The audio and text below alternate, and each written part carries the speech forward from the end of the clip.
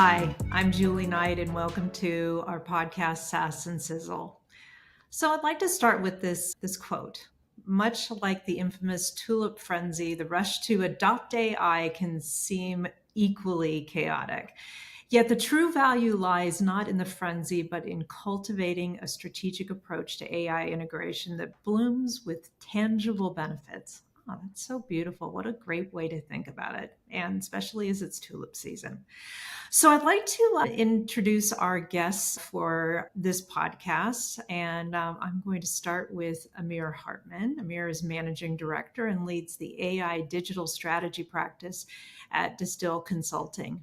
And he works with senior business and technology leaders to develop and implement AI digital strategies that maximize the full potential of their most valuable assets, their customers. I couldn't agree more. He's also the AI strategy research director for Fidere.ai.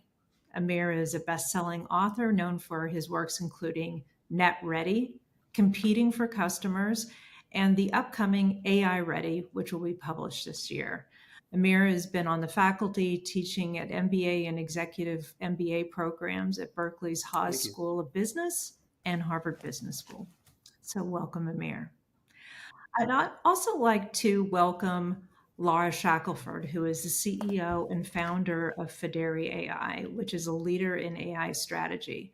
Fidere partners with companies across various functions to develop AI strategies that help them become AI first, enabling them to improve customer and employee engagement.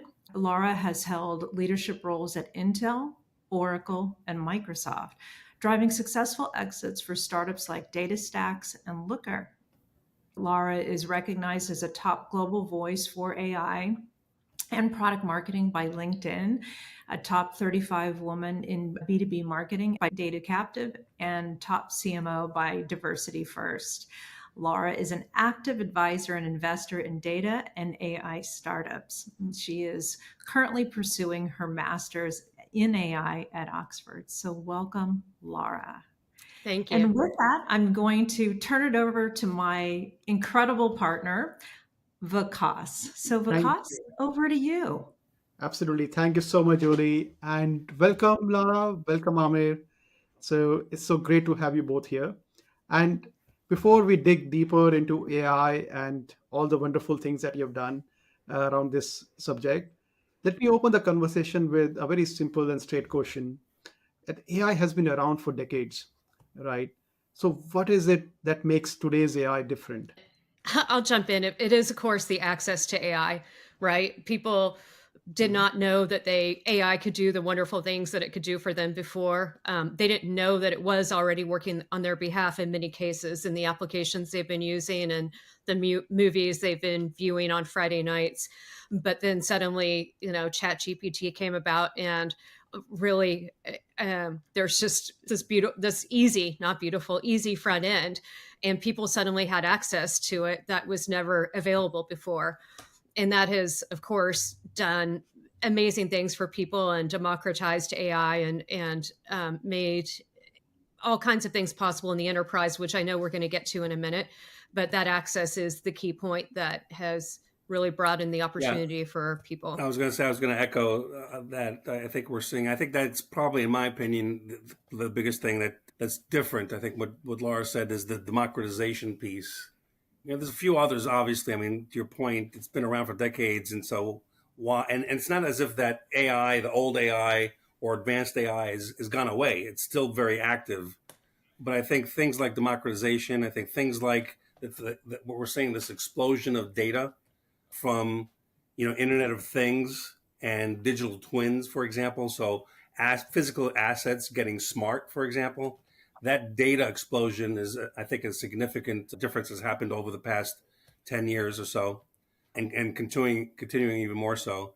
I think the multimodal aspect is very fascinating. I mean, that's, I think, starting to behave more like we humans actually understand things and communicate, right? So now with the ability for AI to take not only text, but audio and visual data in concert simultaneously and interpret things like we do with data, things that we experience is, I think, very, very groundbreaking. And I think as well, what's called agentic AI is something I think is very significant. We're starting to see AI not only create content and concise and do content concision, for example, summarize, but also be able to kind of take workflows and make autonomous or semi-autonomous actions or decisions. For example, given certain parameters, for example. So I think that is something that's very, very unique. And agentic AI is something that we're going to see in 24 and 25 really explode as AI becomes more embedded in workflows. So you're talking about here moving from large language models to large action models? Yeah, that's a good way of putting it. Absolutely, almost kind of like an LLM with a workflow wrapper around it, and the ability to make decisions with certain parameters. Purchasing decisions, for example. Go find me this kind of PC, for example, with these criteria, and if you see it at this price, go pull the trigger and purchase it. So I have a question then for you, Amir. How would that change, for example, the whole world of corporate procurement? Because systems that help manage that, and you usually have a lot of people involved in that process, working with business leaders to try to make the right sets of decisions, whether it's purchasing capital equipment or looking at different vendors. Is there an example that you can share with the audience on that? Yeah, I mean, I think procurement is a huge area. I think you a very good point that you brought that up. That to me is something that's absolutely going to radically change, where AI is going to be embedded in that workflow and take actions. But I think that the other interesting question that I don't think too many people have asked, and I'd like to kind of hand this off to Laura for her perspective, is think about this. Think about the way we actually market and sell as a provider.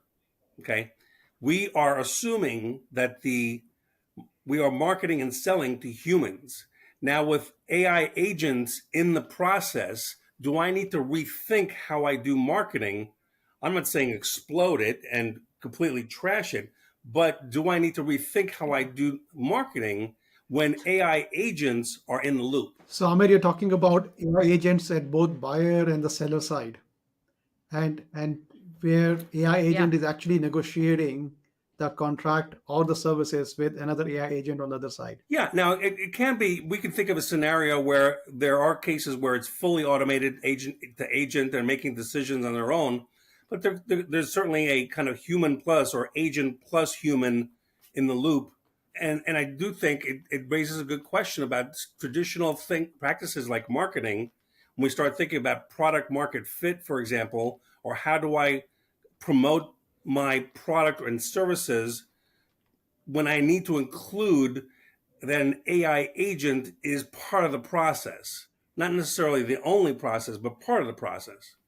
I want to bring you in, Lara, on that same topic, because we were discussing about it a few days ago, where you mentioned that in one of your past experiences, you were able to automate or semi-automate the entire buyer journey for a software product for small and medium enterprise customers. I know it's not the agent AI, but there was an element of AI and automation involved there. So could you just throw some light on that? What did you do there? Sure. So when I was CMO of a company, we were $1 million going to 5 million. The company quickly became one of the unicorns back in the day. This was 2014. So before unicorns were everywhere. I guess now we don't have quite as many of them as we did a few years ago, but we had built this really solid business out of being able to go into startup companies. We would go in as long as we could show we were a data company and in analytics. As long as we could show that they could get all their data into a Redshift database, we could give their data analyst and their business as well as their IT teams access to that data to be able to have an analytics front end to it.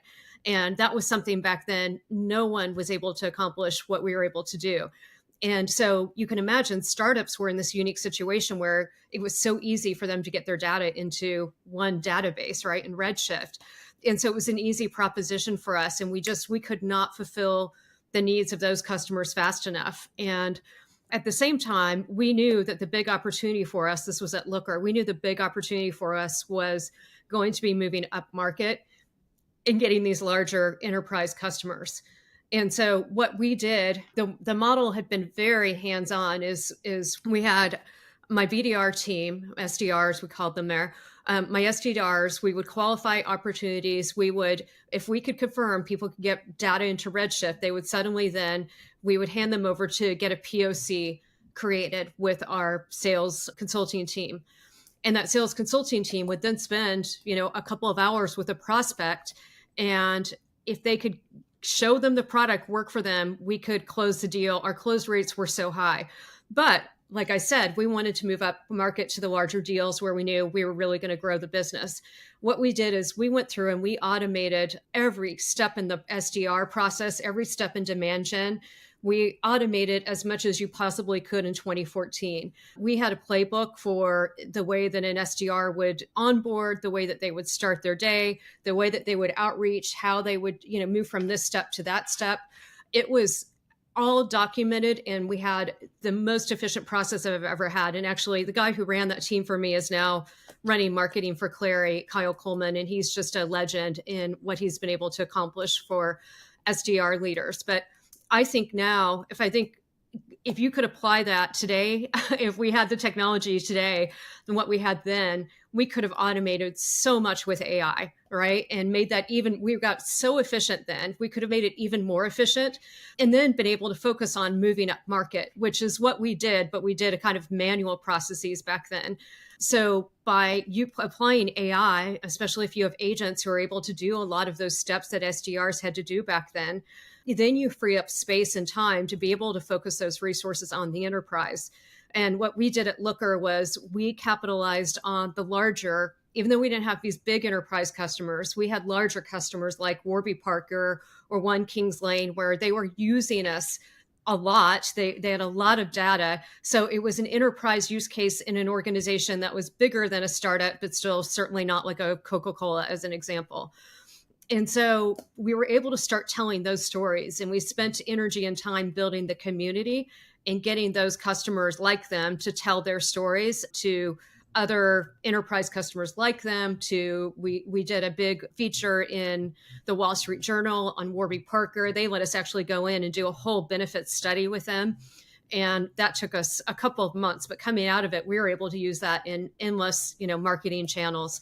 And so it just really does, AI applied to a, small, medium business today where you can find so many efficiencies is a great way to, one, make your business more efficient, but especially if you are trying to move up market, then free up space to be able to focus on the enterprise, and then figure out also how you can use AI to get into the enterprise accounts. Lara, so question then, and I tip my hat, especially in 2014, when a lot of the technologies that we have today and we sort of take advantage of and weren't available. So as you bring yourself back to that time, we know that SDRs and really anybody who is being introduced to new processes, new ways of work, and new technologies to help facilitate that, enablement becomes a really key component to helping to make it successful. And it's not a set it and forget it, but it's ongoing learning to help not only help them be more successful, but also to suss out where there's opportunities to make it more efficient. Can you just give us a little snapshot as to how enablement fed into that process when you were at Looker?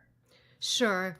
If you think about the SDR piece of it, the enablement was, we were very prescriptive in, people joined. One, we were prescriptive in their onboarding.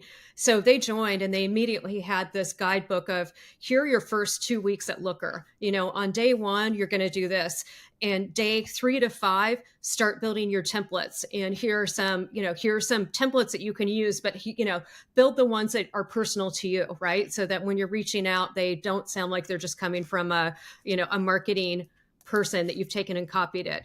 Then, start building your list, and we would give them a tutorial. Like, we created videos to show them, here's how you build a list, and here's what it looks like to outreach. We would have them shadow other SDRs, of course, to learn how to do it and learn what the conversations were like. But I would say that enablement was baked into kind of every step of the process. And it was so well documented, and the process was so clear that no one wondered on day 8 what they were supposed to do. The other thing is, the goals we set for them were easy. They weren't easy for them to achieve, but they were very clear. You get this number of meetings and they turn into this much revenue, you get paid this. And by the way, if you do this much more, here's the kicker and the accelerator that you get. And a lot of times I've seen other SDR models. In fact, I'll say I made a mistake at the next company, and I had an SDR model that was more complicated. And it was, okay, you get this incentive if you take it to this stage, but if it's here, you get paid this. And a big part, we all know as managers, one of the greatest things we can do for our team members is to be clear in what they should achieve. So the clarity with the SDRs really, really helped that. The other piece that was key was, as we move to the enterprise, enablement becomes so much more important. And that's where we were a small startup. I didn't even have product marketing. So I actually built a product marketing function. I moved one of my sales consultants into a product marketing role. And there we spent a lot of energy creating demos and creating, the right sales decks and video training for sellers on how to sell to the enterprise. And we would do things like competitions for sellers, right? So who could learn how to do this kind of pitch? Back then, embedded BI was a thing. So who could do the embedded BI pitch, the best, and they would win an award. But in doing so, obviously, they were pitching to clients, and they would learn kind of by doing in that way. So takeaway, there's a lot that you can do and technology can enable you, but really also from day one, ongoing training and enablement, and also throwing in some rewards as well, really, really brought this to life. It's fantastic. So with that, we're going to jump to customer engagement and experience with AI. That's been long talked about. And I had the opportunity to be at Zendesk, and we saw the introduction of technology across the board to really facilitate and make that experience so much better. So I want to dive now into that and specifically getting into more personalized customer experiences. And as we all have different ways that either we like to communicate, or we expect that a vendor that we're working with to have a really good and in-depth understanding, not only of what we've purchased, but why we've purchased it. Where are we on our journey? Maybe where there's been challenges along the way, how those have been remediated, if they've been remediated quickly, and what perhaps, if we're doing it really well, what's the path for the customer in the long term. So with that, I'd love to get your thoughts on AI to improve that customer experience and improve those interactions, whether they might be big interactions such as a major renewal, or something very small in that I want to add another admin, or perhaps I've just lost my password. I know, big question, but I think there's a lot that's going on in the world to see. Yeah, for sure. I'll share maybe a little bit of some of our research. We recently did some research on CX leaders in organizations, and trying to get a sense for how their AI journey is playing out. And I'll let Laura kind of give us some specific examples, but we're definitely seeing, as far as I would say, kind of the top 5 use cases, if I recall correctly from the research, as far as CX goes. So I'm not talking back office necessarily, but chatbots was definitely number 1. Number 2, I kind of categorize it as predictive analysis, customer health, or the churn, or things of that nature. Sentiment analysis was another big category. It's very close third after predictive analysis. Sentiment and how is the customer feeling, and across the different channels. All right, we have so many channels that we interact with customers. So being able to consolidate and get a picture of that sentiment is very, very powerful. Personalization, to your point, that's probably, I think that was in our data, the fourth most common as far as where CX leaders are going to allocate their attention, their capital and resources, the FTEs. Um, and then lastly, I'd say content creation was the last one. You would think it'd be like You one of would. the top ones, but Yeah. those were the top five. But I know that Laura works very closely with marketers and CX folks in terms of how they're specific use cases. But yeah, from our research, and then the data we just kind of I think we just published that a month ago or less than 2 months ago. Yeah. One of the things we're seeing, we have, I'll give you two quick examples. One is we work with one of the largest telecoms companies in the US I've been working with. And in conversations with them, what their CMO has this priority that's one of their biggest priorities is to, I'm trying to think about the right way to say it. The way he says it is to focus on contextual marketing. But his view is we've been creepy long enough. We don't want to be creepy anymore as marketers. We want to hyper personalize, but we need to do it in the context of how people work and how they live. And that's a mistake that marketers jumped on the bandwagon of using AI for all the right reasons, but we were able to use AI and I think overdo it without without bad intention. But they're really focused on getting back to this idea of creating an experience so someone feels like they're an audience of one, and that is that really personal engagement. And it's funny because you think, okay, getting to an audience of one, you might think, well, that's very much an enterprise approach and it's very hands-on. But actually for them, it's all about cleaning up their data. They acquired a company a few years prior. They have this two massive data sets. And for them, it's about bringing their data together, having the right access to their data so then they can personalize their marketing and it can, appear to people like they are that audience of one and they can market to them in context. So I think that contextual piece is massive. And the other part I want to just illustrate is marketing has completely changed. And so while AI has been happening, it has also been changing the way we market.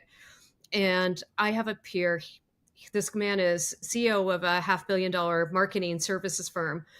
And he called me a couple of months ago and he said, I'm trying to figure out what works now. He said, there used to be a formula. Julie, it was, Yes. okay, we'll do a couple webinars. We'll have some, an email that is as part of it. And we'll have the nurture streams. We have the customer journey. We will do some events, the whole multi-channel, marketing program and he said, nothing works anymore. He said, I'd create content and I would get people to engage with it. People don't engage anymore. And it has just fundamentally changed. And so much of it now comes down to, the way people used to spend too much money on Google ads. That changed, right? And that's not the way anymore. And it's really that personalized, hyper personalized experience. It's about getting to that audience and a feeling of, helping them feel like they're that audience of one. And then it's about really being able to just have efficiency while we do it, which is, having that AI in the background, but people don't experience it or feel it. Audience of one, that's a good term I learned today, is the digital twins that you see are coming up more and more with AI. And the digital twins, as you know, could be trained to know precisely how your buyer persona is, what they are looking at, what they want to achieve with the software purchase. And you can actually create the digital twin and help the digital twin to firstly you try your pitch itself. You practice your pitch using that twin. Okay, this is how I'm going to present. Give me a feedback. What do you think I should bet on? And once you do that, you actually can allow this digital twin to go and set it on your behalf as well. So do you see that these kind of advancements that are coming with AI on the contextualization and the personalizations would really change the way we market today? Oh, it's incredible what we can do. I can give you an example for messaging and how we would use that today as well. But I have a colleague who has set up, and I'm working on doing the same because it's been very successful for him. He set up a buying committee of digital twins. He created, and the B2B buying community, Julie, I know you live this too. It has exploded the number of people who are involved. And so he went and created a digital twin for every person that he thought could be in his buying committee. And then when he creates materials, he goes and he runs it by this buying committee, and he can change up the people who are in the group. He can pull different personas into different situations. But it is a brilliant way for, to go and create these digital twins, structure them like your buying committee, and be able to go to them for feedback on your messaging, feedback on your campaigns, actually send, try to test how a campaign would perform with them, is a way to be so much more efficient and impactful in the work that we do. Maybe a slight promotion about Fidere.ai, because we have tied up with a partner from UC Berkeley. They're called praxisai.com. And with their help, we are now building digital twins for buyers and sellers both, and helping our enterprise clients to sell more. So what we are helping them now is you can actually create a digital twin of your best salesperson in the organization. And now this digital twin goes and sells on. So you no more are dependent on a best human or best salesperson in your team. Rather, this AI can do that job for you. And so if you need any help, reach So out. a quick question for our guests. We do have a lot of B2B marketers who tune in, and digital twin may be a very new concept. They might have heard it, but okay, I don't want to be the one person in the room who doesn't really understand what that means and how I'd go about it. Can we get just a quick description of how that could come to life for somebody? Yeah, sure. So let's say your software company A who's trying to sell HR softwares, for example. So in a I B2B wouldn't SaaS, know anything about that. yeah, It's pitch a to be, brilliant idea. I think yeah, that's yeah, why it went. yeah. So and and you know that your key persona, the key buyer, is chief HR Mhm. officer, and maybe a talent acquisition director in the team, and a CFO, for example. So what you can do with this digital twins is you would say, here's a company B who is my buyer, and here is the LinkedIn profile of the chief HR officer for your talent acquisition director and CFO. And these are the other bits and bits we know about them from internet, as well as from the previous conversations we had. So now, so this large language model will actually generate uh, an avatar, a digital twin of each of these personalities for you.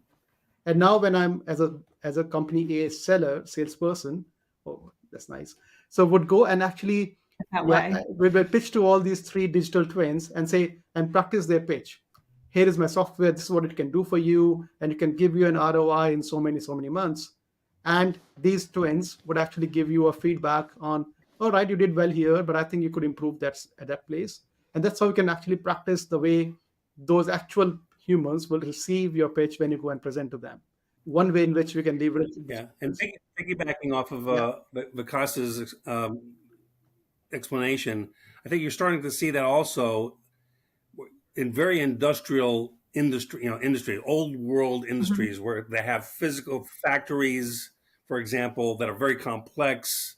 Um, that's where digital twins are really playing themselves out, where you can kind of create a virtual version of a physical asset, whether it's a product or a factory floor, for example, or supply chain, and then run simulations and with simulated data to see how the digital twin acts and make changes.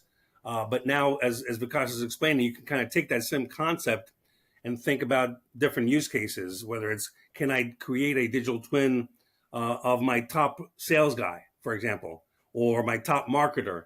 And can that help lift up the rest of the sales force, for example? Oh, that's fantastic. And yeah, you just think about the world of sales or customer enablement, and I mean it just a lot of the hurdles that have existed there could easily be removed, even just doing Absolutely. pitches and training on pitches in a very simple use case. Well, thank you. As we talk about these things, a lot are new concepts, especially for folks that may be living in a world where, to Lara, your point, it was a cocktail of running events, doing nurtures, building content, and now all of a sudden there's a whole new set of technologies and ways of working that can just accelerate one's learning and effectiveness. And that instead of just publishing something and setting it and forgetting it, you really can iterate very quickly and get to the right answer. So thank you very much. That was a really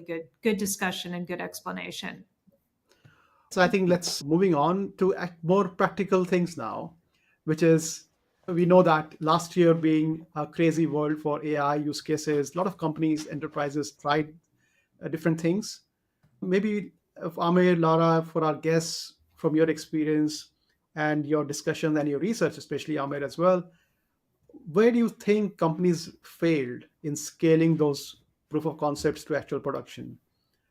Yeah, it's a great question. I think the research that Laura and I have done kind of opened our eyes to what companies are experiencing. I mean, on the one hand, it's this sort of delicate balancing act between, and we've all felt it ourselves. We're so excited. We see use cases coming across the board daily. It's almost too much, and companies and leaders are experiencing the same thing. They've got this explosion of requests. I mean, you can imagine the AI demand within the organization is absolutely exploding. And so they've got this on one hand, I want to experiment and learn, which is great, and we need to do that. On the other hand, if you look at the data, even though 85+% of companies are either experimenting or planning to experiment in 24 with AI, the percentage of how many have gone from POC to scale is significantly lower. And so this is what we call the kind of POC paralysis, that we have so many proof of concepts and experimentations that it actually is dilutive at the end of the day and makes it hard to really create value. So I think that's one, this sort of POC paralysis, is finding that right balance between experimenting and then really focusing and selecting a couple of things to really focus on and scale.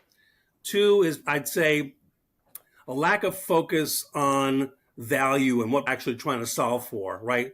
You kind of, AI in search of a problem. So that's probably, I think, the number two issue that we're seeing. I think data, I think Laura will definitely echo this, right? Data quality and data readiness is a huge, huge issue. I think 20 to 25% of the companies we surveyed said that was their primary issue. Related concept, but more for technology, what's called technical debt, right? We have companies, especially who have not just born on the cloud or born in AI, established companies have technical debt. These are established existing systems. They may be customized. They may be a number of systems for a particular area, whether it's marketing, for example. We talked about all the marketing tools. And so that is debt, technical debt. That is a cost of moving away. There's a cost of moving away and integrating into those technologies that is non-trivial. In fact, about 10 to 15% of the cost of AI, total cost of AI, is just on the model side. The rest is non-model oriented, right? And I'd say probably the fifth thing has nothing to do with AI, right? It's these sort of non-trivial things that have to happen in order to make AI effective, which is change management, which is upskilling and enabling your employees and stakeholders to be AI literate. Those are some of the challenges that we're seeing companies experience that are kind of holding them back in their journey. Do you see, Amir, one more point I wanted to make on that list that you just shared with us is, do you see that sometimes organizations, they don't have enough budgets allocated towards innovations? And while they have done a lot of proof of concepts, it's fine because they're normally quick and dirty. But when you talk about scaling them, it involves a different level of investments and investment bomb resources from time, from every aspect. And do you see that Absolutely act as a challenge and barrier? Absolutely, it's something. I mean, you're hitting. That's a great point. I mean, it's think about how spending happens, right? There's traditional budget activities and yes, to your point, it's become democratized. So a marketing executive can say, "Oh, I've got some discretionary capital to spend on X, Y, Z. I can go ahead and do that." But to integrate that into workflow across the organization, that's a bit heavier lifting, and that requires, alignment, and that requires getting, for example, if you're a decent sized organization, IT involved with respect to, okay, how do we do this? What piece of the stack, for example, is going to be considered SG&A, for example, and what is going to be considered something that we fund from the business, right?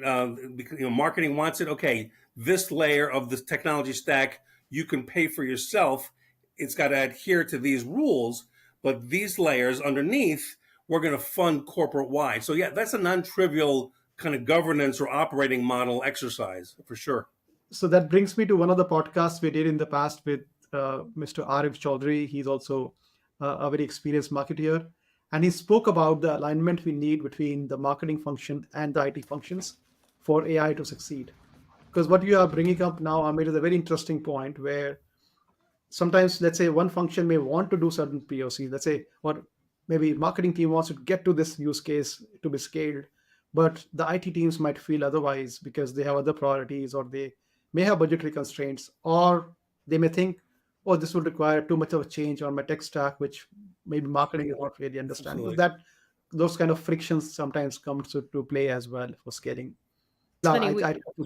Yeah, for sure. I think Laura, Yeah. you were gonna one of the things you work a lot with your customers is helping them create a kind of a council of sorts. I mean, council can serve in different capacities, whether it's responsibility, what's responsible AI, as well as making this investment decisions. Yeah. Right. So one of the things I wanted to share on the point you just made, Vikas, is we used to talk about the CMO and CFO partnership and relationship and how important it was.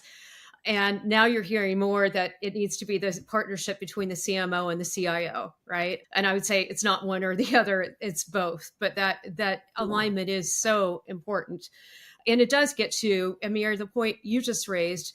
It's about executive alignment. And when you're starting out on an AI journey as an organization, there are a couple of things that you need to have in place. One is you need to appoint an organization has to appoint an AI leader. There's got to be someone at the organization that has a view across everything that's happening at the company in AI.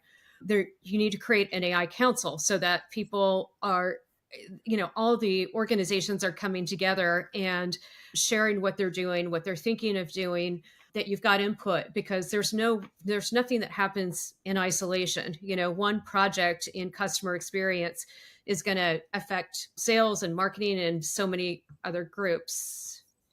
Yeah, I think that's a fabulous point. And you think about all of the different departments, whether it's CS, finance, marketing, engineering, and everybody has their point of view, their understanding of different tools in the marketplace and how it can benefit what they're doing, even if it's just on a very simple but time consuming task to something that could be more broad, and how it changes. For example, Lara, you'll get this, your ABM strategy, or the evolution of that ABM strategy. So much like you think about a pricing and packaging council, very much the same thing in how you both think about your investments, but also come up with that corporate point of view of how you're going to approach it. What are those guardrails, and how you might invest over time.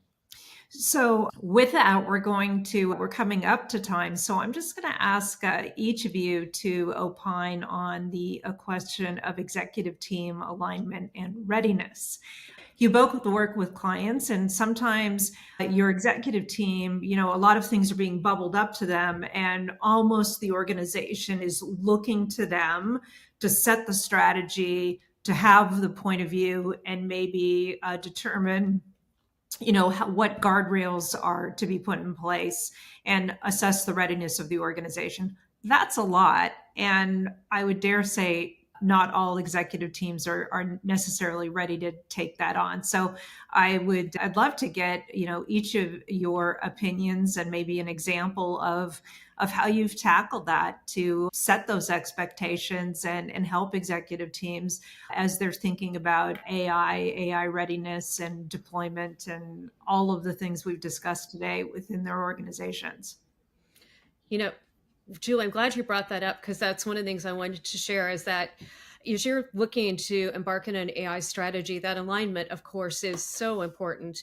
And a lot of times you can go into something and think you're aligned, and you're not as aligned as you thought you were. I was working with an organization recently where the head of the people leader, not chief people officer, but the people leader at the organization said, "Oh, I would love to use more AI. I've been using it for a while, and HR is an organization that has been using it longer than most because applicant tracking and things like that." But they said, "I don't have much budget, but you know what? I could probably just find it with what I have. I'll take it out of something else." The same day, I spoke to the CEO of that organization. I was doing, of course, speaking to every exec, doing their readiness assessment. The COO said, "I have a small line item for AI, but AI is so important because I know it's going to give me ROI." And she said, "I will find the budget for AI for the organization." Right. And so even though, and it's fine, they're going to come together in their AI strategy. They have a will to do it. They're going to be in a great place, but they weren't in the same place in terms of believing that they had that budget. Yeah. In this example, another thing that came to light is you had a couple of executives who'd been at the company for 5+ years, and then you had 3 that were brand new to the company within the last year. And you had very, very different views in terms of their AI readiness. And one group believed they were much more ready for AI than the other group did. And so just even putting that on the table for the executives, it fostered a conversation between them. And they were able to say, "Well, what do you mean you think that we have resources? I thought that our budget was this." Or can we really take people from that part of the organization? I know we have people who are good at AI, but I thought they were focused on clients. And, they then start to have those conversations that sets the groundwork to be able to bring in that AI strategy. So doing that readiness assessment at the beginning is so important to drive that executive alignment. Yeah, I would agree. The reality is this. Everybody, whether they know it or not, or like it or not, everybody has an AI, what I would call strategy, in the form of an AI portfolio, right? They're either, it's either ad hoc, and it's, think of an investment portfolio. We all have an investment portfolio. Either you may put your money in under the mattress. You may put it in a bank. You may allocate it to different kinds of stocks, blue chips, startups, whatnot, more conservative. But every company has an AI portfolio. And the question is, what kind of a portfolio makes sense? We're seeing from our research that, and there's varying degrees of findings on this. So we found really that over 30% of companies have what's called shadow AI, right? Sort of unapproved AI activity. You've got the LinkedIn study recently that reported 78% of employees bringing in their own AI into the workplace without approval. That's just a fact. So the question is, so there's that happening, there's shadow AI, and we want to probably minimize as best as possible the shadow AI, make sure that we enable people to do experiments and do their thing under certain guidelines, to your point. Then you've got what I call embedded AI, AI that's embedded into already existing tools that you use, like Microsoft Pilot, for example, or Oracle ERP has AI embedded in it. And then you've got your strategic AI. That's the investments that you are intentionally going to make outside of, the shadow AI and embedded AI. And the question is, what does your strategy what should it look like? What should your portfolio of investments look like? What do you want to be? Do you want to be a decorator? Do you want to be a remodeler? Do you want to be a builder? Do you want to be an architect? Or do you want to be a syndicator? Or do you want to play multiple profiles? And that's what we're seeing. And I think that's the role of the leaders, to kind of figure out, where are we today and what could we and should we do, and kind of paint that picture for the organization. Well, this has been sage advice by both of you, really coupled with a lot of great case studies and how you've helped organizations, including, your own experiences through this journey. So thank you so much. So with that, we're going to wrap up our time today on SaaS and Sizzle. I'd love to thank both Amir Hartman and Lara Shackelford for their time and bringing their expertise to today's podcast. And if you have questions or are thinking about, you know, doing things as simple as how do I stand up an AI council? How do I make some decisions about rationalizing AI investments or getting more specific? And as Lara has spent a lot of time looking on, the marketing side and how do you evolve that? How do you evolve it in anything? For example, our digital twin discussion and how that can help with enablement. It can help in product marketing. It can help on the sales side. There's a lot here. There are a lot here and a lot of resources to help you on your own journey. So I want to Thanks for thank having us. everybody for their time, and I wish you a very good day. Thank you so much. Thank you. I hope you enjoyed the conversation today with two of my colleagues from Fidere.ai. Amir, Lara, myself, and Vinay. We are setting up this consulting firm, Fidere.ai. And here we are helping a lot of businesses in their AI journey. If you'd like to know more, if you'd like to dig deeper into any of the topics that we discussed today, then please contact us via LinkedIn or visit our website, www.fidere.ai, and we'll be there to support you in your AI journey. With that, have a good day, good evening, good afternoon, wherever you are, and enjoy the rest of your day. Thank you.